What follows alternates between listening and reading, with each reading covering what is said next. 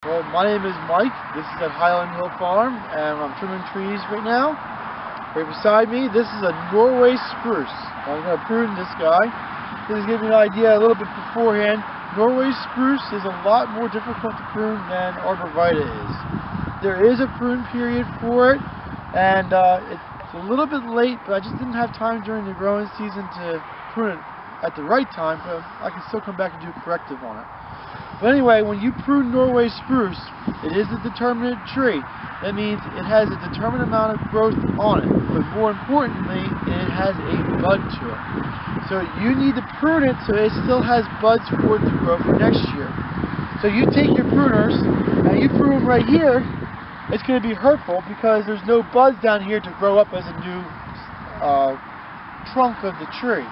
So you always have to prune where there are buds on it to grow for next year. Very, very important. A lot of people make that as a mistake. But so when you prune it, this is a really cool one, but this is new one growth, two growth in 1 year. So I call this a second flush. I don't know exactly the right name for it, but that's what I call it. So there's a first flush, second flush onto the year. So flush twice in 1 year. But as you notice, this doesn't look really sightly. This looks unsightly. Too much growth.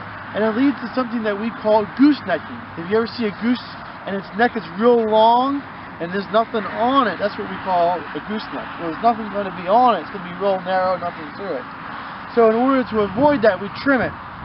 So the first thing we're going to do is we're probably going to trim it right about there.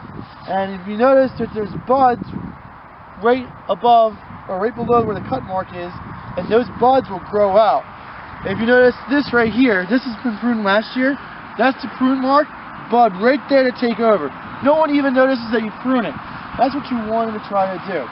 Same thing with this right here. Every one of them has it.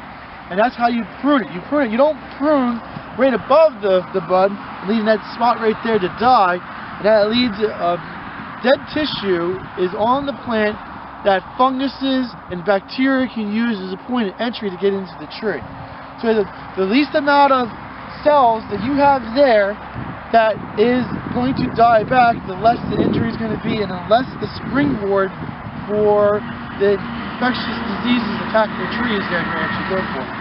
Another key feature is that you always try to put a little bit of an angle on it so that when it rains, the water can run off of that cut mark on it. That's another one that's not as important as the placement of the cut on it.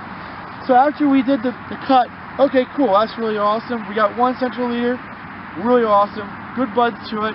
We now got to do the rest of the tree. And the rest of the tree, we just go through and we just kind of make an imaginary line around it to make it into a shape that you would like it to be. Again, also noting that I'm not taking a lot off the tree, just a little bit in order to shape it.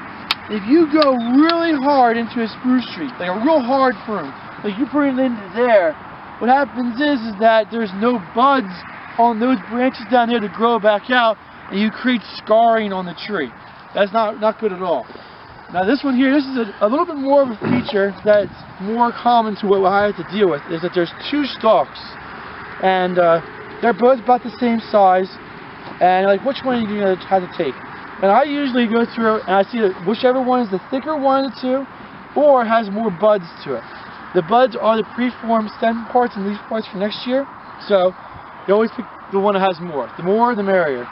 So there's different ways to go do it. I prefer to go right about there and prune it there, and then prune this one there. That's my preference, and that's because I like having a spare to it. So if like a big bird, like an eagle or a crow, landed on it and broke it off, that's still there to take over. But a lot of places, many places, come down and they prune it right there, and that way there's no chance for a second leader at all ever to come into it. And that's most places, that's how they do it. For us, we have a lot of birds, and the bird is an issue with us for growing trees and having damage on it. But it's still, that's more or less what you're going to get if you go to other nurseries. And after you've done that, that's the hard part.